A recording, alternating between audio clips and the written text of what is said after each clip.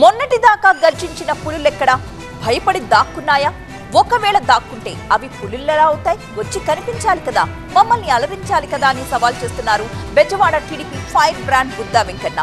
సొంత పార్టీ కోసం రక్తాభిషేకాలు చేసి చరిత్రకెక్కిన వెంకన్న ఇప్పుడు అంతకు మించి చేయడానికి సిద్ధమైపోయారు. ఇంతకీ ఆయన వెతుకుతున్న పులులు ఎవరు, ఎక్కడ దాక్కున్నట్టు, వాళ్ల కోసం సడన్ గా వేట ఎందుకు మొదలైనట్టు? జనాలకు మేము పుల్లు అని చెప్పడం, అయినా మీ పుల్లు ఎక్కడ ఉన్నాయి? ఇప్పుడు రండి, పుల్లు అయితే రండి, పిల్లులు అయితే నేను చెప్పినట్టు దాక్కోండి. Bezawada TDP fire brand Buddha Venkanna మళ్లీ టపాసులు బయటకు తీశారు.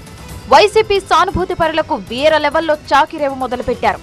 అప్పుడు పొట్టు తిట్టేసి ఇప్పుడు ఐఆమ్ సారీ అంటూ క్షమాపణలు చెబితే కుదరదు అనేది ఆయన చేస్తున్న బహిరంగ హెచ్చరిక.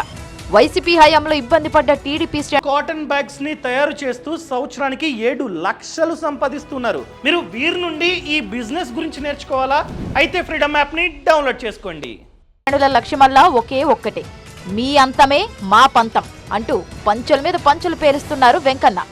మా నాయకుడు నారా చంద్రబాబు నాయుడు గారిని, వాళ్ళ భార్యని భువనేశ్వరి గారిని ఎవరైతే ఈ జిల్లాకు చెంది ఈ పార్టీలో పుట్టి అవతల పార్టీలోకి వెళ్ళి పిచ్చి ప్రాలాపన పేరారో కొడాలి నాని వంశీ లాంటి వాళ్ళని జైల్లో పెట్టాలని ఒకే ఒక కోరిక వీళ్ళకి, అవునా కాదా? కొడాలి నాని, వల్లభనేని వంశీ, జోగి రమేష్, దేవినేని అవినాష్, పోసాని కృష్ణమురళి వీళ్లలో ఏ ఒక్కరిని వదిలేది లేదు. చేసిన తప్పులకు శిక్ష అనుభవించాల్సిందే అని పీనల్ కోడ్లు చదువుతున్నారు బుద్దా వెంకన్న. వైసీపీ తరపున మోతాదికి మించి మాట్లాడి రచ్చలేపిన ఫైర్ బ్రాండ్లు కొడాలి నాని, వల్లభనేని వంశీ ఫలితాలొచ్చి ప్రభుత్వం మారిన తర్వాత కనుమరుగయ్యారు. 1-2 సార్లు మీడియా ముందు కనబడినా దాదాపుగా అజ్ఞాతంలోనే ఉండిపోయారు. వాళ్ళందరినీ కలుగులోంచి బయటికి లాగడానికి కూటమి ప్రభుత్వం ప్రయత్నాలు చేస్తూనే ఉందనేది బెజవాడ లోకల్లో టాకు.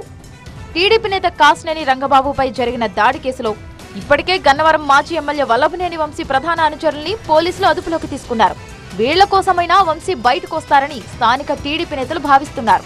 తమ్ముడు రెడ్ బుక్ లో చాప్టర్ ఓపెన్ అయింది, 2వ చాప్టర్ కూడా ఓపెన్ అయింది. కానీ 3వ చాప్టర్ ఓపెన్ అవ్వాలంటే వేదిక పైన ఉన్న రాము గారు, వెంకట గారు ఎవరిని వదిలిపెట్టండి. ఎవరైతే తప్పు చేస్తారో, చట్టాల నుంచి మన ఇబ్బంది పెట్టారో వాళ్ళందరికీ సినిమా చూపించే బాధ్యత మీ శ్రీరెడ్డి, పోసాని కృష్ణమురళి ఇప్పటికే క్షమాపణలు చెప్పి యూటర్న్ తీసుకున్నారు.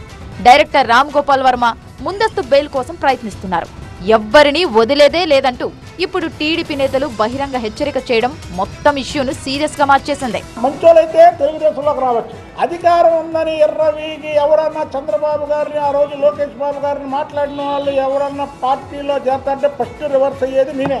జగన్ అరాచకాలకు మేం ఎదురొడ్డి నిలబడ్డాం, మీరేమో కళ్ళు నెత్తికెక్కి నోటుకొచ్చినట్టు మాట్లాడి తీరా అధికారం పోగానే పారిపోయి దాక్కున్నారు అంటూ వంశీ, నానిపై విరుచుకుపడ్డారు. చంపేస్తాం, పొడి చేస్తామని విర్రవీగిన వాళ్లంతా దమ్ముంటే బయటికి రావాలి అన్నది వెంకన్నాస్ ఛాలెంజ్. మరి బుద్దా వెంకన్న సౌండ్ కి వైసీపీ నుంచి రీసౌండ్ వస్తుందా? చూడాలి మరి.